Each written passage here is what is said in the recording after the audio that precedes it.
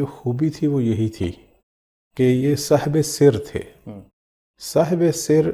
عموماً ہمارے تمام ائمہ کے زمانے میں کچھ اصحاب ایسے ہوتے تھے جنہیں ہم صاحب سر کہتے تھے. صاحب سر سے مراد وہ لوگ تھے کہ جو ائمہ کے اسرار کے حامل تھے اور ائمہ کے اسرار کی حفاظت کرتے تھے اور اسے فاش نہیں کرتے تھے. یہ ہر امام کے دور میں یعنی خاص لوگ ہوتے تھے کہ جن سے ائمہ اپنے دل کی باتیں کیا کرتے تھے اور جن کو یہ شرف حاصل ہوتا تھا کہ وہ اماموں کے یہ بڑے بڑے رازوں کو جو ہے وہ سنبھالے. اور یہ ضروری ہوتا تھا، یعنی ہر امام کے زمانے میں ایسے لوگوں کا ہونا ضروری تھا. چونکہ امام بالآخر امام ہیں، بشر ہیں، ان کا بھی دل تھا کہ کوئی ہمارا ایسا دوست ہو جس سے ہم اپنی دل کی باتیں کریں.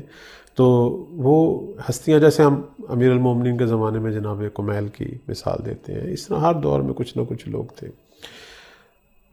جیسے امام صادق صلوات اللہ علیہ کے زمانے میں جناب ابی بصیر تھے. اسی طرح امام عسکری علیہ السلام کے لیے جناب عثمان ابن سعید عمری تھے. اور بعد میں بھی اسی ہستی کو بعنوان نائب خاص، یعنی یہی جو صاحبان سر تھے. اب یہ سارے جو ہیں وہ اہل علم تھے، اہل علم، اہل فضل تھے. اگرچہ اس زمانے میں اور بھی بڑے بڑے فقہا موجود تھے، بڑے بڑے علماء موجود تھے، بڑی بزرگ ہستیاں موجود تھیں، لیکن ان کا انتخاب اس لیے ہوتا تھا کہ یہ اسرار کی حفاظت کرنے والے تھے. مثلا ان کو پتہ ہوتا تھا کہ امام اس وقت کہاں ہیں. مثلا جناب عثمان ابن سعید کو پتہ ہوتا تھا کہ امام زمان اجل اللہ فرجہ شریف اس وقت کس شہر میں ہیں یا اس وقت کہاں ہیں. لیکن یہ ایسی ہستی تھی کہ اگر اس کے وجود کے ٹکڑے ٹکڑے بھی کر دیے جاتے تو یہ کبھی بھی جو ہے اس راز کو فاش نہ کرتے. اور نہایت دیانتدار اور نہایت پاکیزہ نفس یہ لوگ تھے اور صاحبان کرامت تھے. خود یہ ہستیاں بھی صاحبان کرامت تھیں، یعنی ہم یوں کہیں گے کہ یہ مقام ولایت رکھتے تھے. اور خاص ہستیاں تھیں جن کو باقاعدہ امام نام لے کر منتخب کیا اپنی نیابت کے لیے. غیبت کبریٰ اور صغریٰ میں یہی ایک بنیادی فرق ہے کہ غیبت صغریٰ کے اندر نائبین کو اس لیے ہم نائبین خاص کہتے ہیں کہ باقاعدہ ان کا نام نسب معین ہوتا تھا. لیکن غیبت کبریٰ میں ایک کلی قاعدہ تھا کہ جس کے اندر بھی یہ شرائط پائی جاتی ہیں، مثلا فقیہ ہو، عادل ہو اور حرام سے بچنے والا ہو، مولا کا مطیع ہو، وہ مثلا نیابت جو ہے وہ پا سکتا ہے. لیکن یہ جو لوگ تھے ان کو باقاعدہ امام چنتے تھے. تو اب ان لوگوں کو ہمیشہ مولا کا جو ہے وہ علم ہوتا تھا، اس جگہ کا علم ہوتا تھا. تو وہ ادھر سے اس مولا کے راز کی حفاظت بھی کرتے تھے اور ادھر سے جو ہیں دوسرا جو بڑا یہ کام کر رہے تھے وہ یہ کر رہے تھے کہ اپنے شیعوں کو ایسا ایسا گورنمنٹ کا جو سسٹم تھا اس میں داخل کر رہے تھے تاکہ شیعہ جو ہیں وہ قوی ہوں. جس طرح لوگ جو ہیں وہ نواب اربعہ سے رابطے میں تھے، اسی طرح نواب اربعہ بھی اپنے وسائل اور وسائط اور ذرائع سے امام زمان سے رابطے میں تھے. یعنی خود امام زمان اور نواب اربعہ کے درمیان بھی کوئی نہ کوئی قاصد، کوئی نہ کوئی لوگ تھے جو یہ کام کر رہے تھے مخفی طریقے سے، اور خطوط کو لے کے جانا، پھر ان کا جواب لے کے آنا. یقیناً یہ ایک نظام تھا جو بڑا اچھے طریقے سے چل رہا تھا. دیکھیں چھٹے مولا امام جعفر صادق صلوات اللہ علیہ کے زمانے میں ایک نظام وکالت قائم ہوا تھا. اور یہاں وکالت سے مراد وہ وکالت نہیں ہے جو ہم عام طور پر عدالتوں میں سمجھتے ہیں، نہیں. وکالت سے مراد یعنی مولا کے مورد اعتماد لوگوں کا ایک نظام. کیونکہ جس طرح اسلامی سلطنت بڑھ رہی تھی اور ظاہر تشیع بھی بڑھ رہا تھا، تو اب امام مدینہ میں ہے تو پوری دنیا کے شیعوں سے رابطوں کے لیے مولا نے ہر شہر میں اپنا ایک وکیل مقرر کیا تھا. اب وہ وکیل اور امام کے درمیان ایک سسٹم ہوتا تھا، درمیان میں کچھ قاصد ہوتے تھے جو بڑے سرعت کے ساتھ اور بڑے اس کو جو ہے وہ احتیاط کے ساتھ جو ہے پیغامات کو جو ہے وہ منتقل کرتے تھے. اور یقیناً جو لوگ بھی سامنے آ جاتے تھے حکومت کی نگاہوں کے سامنے تو وہ قتل ہو جاتے تھے یا تشدد کا نشانہ بنتے تھے. تو یہ کام جو ہے وہ تقیہ بھی یہاں تھا اور رازداری بھی تھی اور احتیاط بھی تھی. اور کئی ہمارے ائمہ کے وکیل شہید ہوئے ہیں جس کا بھی گورنمنٹ کو پتہ چلتا تھا تو ظاہر ہے ان کی شہادت جو ہے وہ واقع ہوتی تھی. اور ہمارے ائمہ بھی مسلسل رازداری والا جو ہے اصول اس کو اپنائے ہوئے تھے اور لوگوں کو بھی یہی کہتے تھے کہ آپ نے جو ہے ان تمام چیزوں کو مخفی رکھنا ہے. تو خلاصہ یہ ہے کہ اب یہ جو سلسلہ تھا نواب اربع کا امام کے ساتھ جو وہ رابطے کا کس طرح کا تھا، ہمیں جزیات کا نہیں پتہ ہے، ہمیں یہ پتہ ہے کہ امام سے یہ جواب لے لیتے تھے اور وہ جواب جو ہیں وہ لوگوں تک بھی پہنچتے تھے، اور بعد میں یہی سارے جواب اکٹھے ہو کے مولا کے فرامین کی شکل میں وہ جو توقیات ہیں وہ ہمارے پاس جو ہیں وہ موجود ہیں ہماری کتابوں میں۔ تو ایک یہ کام کر رہے تھے۔ ایک اہم ترین جو کام یہ کر رہے تھے وہ یہ تھا کہ اس زمانے میں بڑے بڑے فتنے کھڑے ہوئے تھے، اور فتنے جو ہیں وہ 2-3 طرح تھے۔ ایک فتنہ یہ تھا کہ خود غالیوں کا فتنہ تھا جو ائمہ کی الوہیت کے قائل تھے، اور یہ ہمارے ائمہ علیہم السلام کے حضور کے زمانے میں بھی تھے، اور غیبت کے زمانے میں جب بظاہر امام لوگوں کے درمیان نہیں تھا تو یہ قوت پکڑ کے غالی، اور انہوں نے جو ہے جیسے ابھی بھی ہم دیکھتے ہیں ہمارے آج کل بھی ہمارے معاشرے میں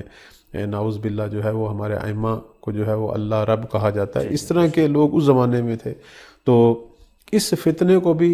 جو ہے ان نواب اربع نے جو ہے وہ ختم کیا، لوگوں کو حقائق جو ہیں وہ بیان کیے، انہیں توحید بتائی گئی، انہیں اصل دین بتایا گیا، اور اس میں امام زمان اجل اللہ فرجہ شریف کی توقیات کا بھی بڑا اثر ہے کہ اس زمانے میں جو بڑے معروف غالی تھے ان پر امام نے لعنت کی اور حکم دیا کہ ان کو ختم کیا جائے۔ تو ایک تو یہ تھا۔ اسی طرح ہم یہ بھی دیکھتے ہیں ایک بڑا فتنہ جو تھا وہ خود دین کے اندر اختلاف ڈالنے والا یا دینی مسائل کو جو ہے وہ توڑ موڑ کر پیش کرنے والا، اور اس میں بعض جو ہیں وہ بد عمل بظاہر علماء یا اس طرح کے لوگ بھی اس میں پیش تھے کہ جو لوگوں میں خرافات کو رواج دے رہے تھے یا لوگوں کو گمراہ کر رہے تھے، جیسے ہم آج کل بھی دیکھتے ہیں علماء سو بھی ہیں اور بالآخر عالم بعمل بھی ہے۔ اب ان تمام فتنوں سے جو ہے وہ لوگوں کو خبردار کرنے کے لیے اور لوگوں کو آگاہی دینے کے لیے اور پھر لوگوں کو حقائق بیان کرنے کے لیے بڑا کردار ہے جناب نواب اربع کا۔ اسی طرح ہم دیکھتے ہیں کہ وہ لوگ جو ملنا چاہتے تھے امام زمان اجل اللہ فرجہ شریف سے، ظاہر ہے وہ بھی مختلف علاقوں کے یا مختلف مناطق کے جو شیعہ تھے یا خواص تھے یا علماء تھے یا عام لوگ تھے، لیکن وہ کسی نہ کسی طریقے سے اپنے آپ کو بغداد پہنچتے تھے ان نواب اربع کے پاس، اور خواہش ان کی ہوتی تھی کہ ہم نے جو ہے وہ امام مہدی صلوات اللہ علیہ کی زیارت کرنی ہے۔ تو ابھی ان کی اور امام کے درمیان ملاقات کا اہتمام بھی یہ نواب اربع کرتے تھے، اور شیخ طوسی علیہ رحمہ نے کتاب الغیبت میں 265 ایسی ملاقاتوں کا ذکر کیا ہے کہ جو غیبت صغریٰ میں جو ہے وہ انجام پائیں، غیبت صغریٰ میں انجام پائی ہیں، اور انہی نواب اربع کے ذریعے ہی وہ جو ہے ملاقاتیں ہوئیں۔ اور اسی طرح ہم ایک بہت بڑا مسئلہ جو اس غیبت صغریٰ میں ہم حل ہوتا دیکھتے ہیں وہ مسئلہ تقلید ہے۔ فقہا موجود تھے، اور فقہا بھی عوام الناس کی مانند جو ہے وہ موتی تھے نواب اربع کے۔ ہم جو ہیں ایک توقیع شریف جو ہے اس زمانے میں دیکھتے ہیں کہ مولا نے اس زمانے میں فقہا کی طرف رجوع کرنے کا حکم دیا اور ان کو حجت قرار دیا، اور لوگوں کو بتایا کہ جتنے بھی آپ کو دینی مسائل پیش آ رہے ہیں کی طرف رجوع کریں اور ان سے اپنے مسائل کا حل پوچھیں۔ تو یہاں سے باقاعدہ جو ہے فقہا کی عظمت، ان کا معتبر ہونا، ان کا حجت ہونا جو ہے مولا کی طرف سے جب یہ بیان ہوا اور لوگوں کو حکم دیا گیا کہ ان کے علم سے استفادہ کریں چونکہ یہ ہماری حدیث کے راوی ہیں، تو یہاں سے فقہا کو مرجعیت کا مقام ملا، یعنی ان کی طرف رجوع کا حکم ملا، تو وہ مرجع جو ہے وہ عام بن گئے، مرجع خلائق بن گئے۔ تو فقہا کا اور نظام تقلید کا جو سسٹم ہے جو آج تک چلا رہا ہے، اس کی جو اساس ہے وہ غیبت صغریٰ کا زمانہ ہے، اور نواب اربع نے اس سسٹم کو شروع کروایا، اور اس زمانے میں جو ہیں جو بڑے بڑے نامی مشہور فقہا تھے ان کی طرف لوگوں کو جو ہے وہ رغبت دلائی۔ مثلا ہم دیکھتے ہیں کہ صاحب کافی جو ہیں یہ بھی غیبت صغریٰ کی ہی شخصیت ہیں،